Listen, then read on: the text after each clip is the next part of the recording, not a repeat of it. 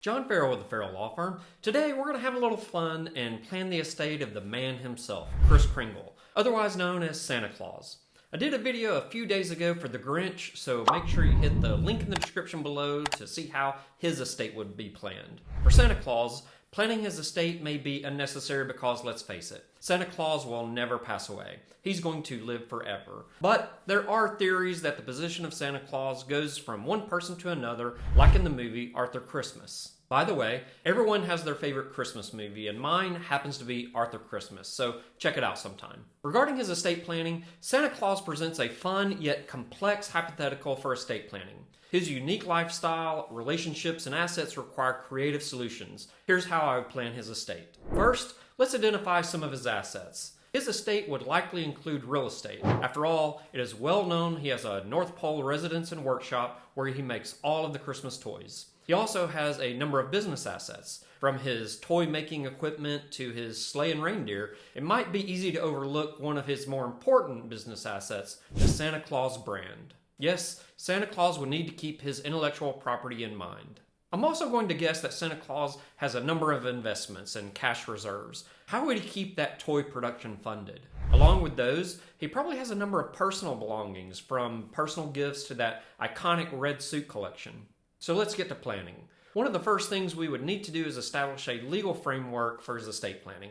Santa's legal status is a bit tricky because the North Pole itself is not within any country's jurisdiction. So perhaps he would need to create an international trust or business corporation to own the North Pole's assets. This would help ensure a smooth transition should anything ever happen to him. Next, he would want to consider who the beneficiaries of his estate should be. Since it's unclear whether he has any confirmed heirs, although in the movie Arthur Christmas he has a family with children, there are a number of people he may wish to provide for. Let's start with Mrs. Claus. He would probably want to set up a revocable living trust to ensure that her financial security is provided for should anything happen to him. Next, his reindeer. Perhaps some of the more important parts of the Santa Claus story, he should set up a pet trust to cover their care and training. Finally, he couldn't do it without all of the help from the elves. Perhaps he should set up some type of specific distribution to the elves to thank them for their service and support. Keeping these things in mind, he would want to have a business succession plan for the continuation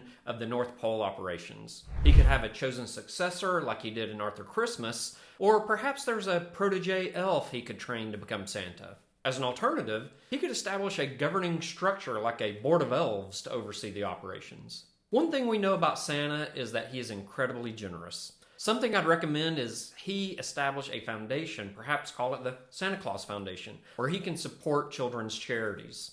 Finally, let's discuss perhaps Santa's greatest asset, his extensive naughty or nice list. World leaders have been trying to get their hands on this list for years. I imagine that Santa doesn't have this list written down on paper. Instead, it's probably inside some computer database somewhere. So he would want to have some digital asset management to ensure that this list is handled ethically and confidentially.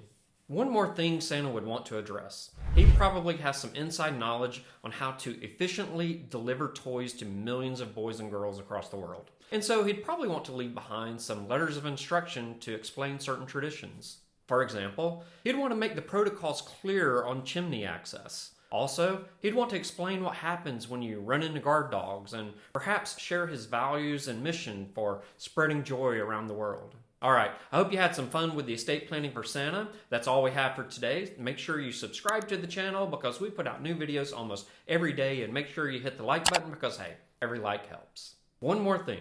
Voting for Best of Cobb is in full swing. Would you mind voting for me and the law firm? I'll put a link in the description below for you. You can vote every day, so please vote early and often, and I thank you for your consideration.